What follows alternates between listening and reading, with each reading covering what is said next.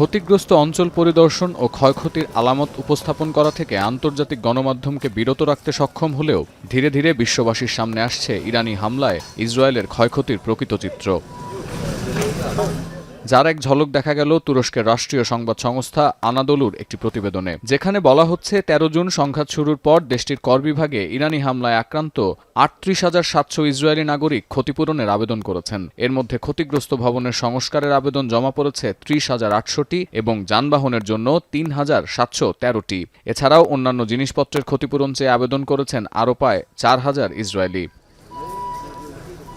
Israeli website বেহাদ্রেই হারেদিম বলছে, ক্ষতিপূরণ চেয়েছেন এমন আবেদনকারীদের প্রায় ২৫,০০০ই রাজধানী তেল আবিবের বাসিন্দা। দ্বিতীয় সর্বোচ্চ ১০,০০০ আবেদন এসেছে দক্ষিণাঞ্চলীয় শহর আশকেলন থেকে। যদিও প্রত্যাশিত ক্ষতিপূরণের আর্থিক পরিমাণ সম্পর্কে এখনও কোনো তথ্য পাওয়া যায়নি।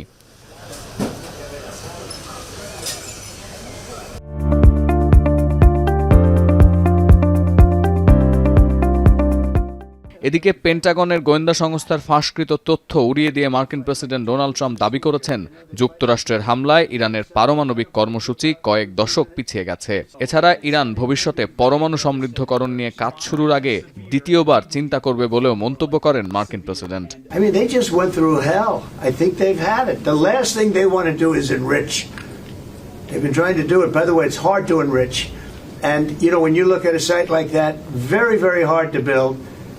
Very, very hard, very expensive. They spent trillions of dollars trying to do this thing and they didn't come up with it.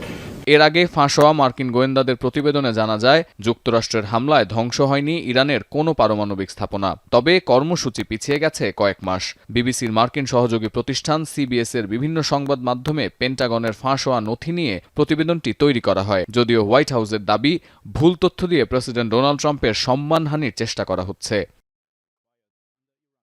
অন্যদিকে আন্তর্জাতিক পরমাণু শক্তি সংস্থার সঙ্গে সহযোগিতা স্থগিত সংক্রান্ত একটি বিলে অনুমোদন দিয়েছে ইরানের পার্লামেন্ট।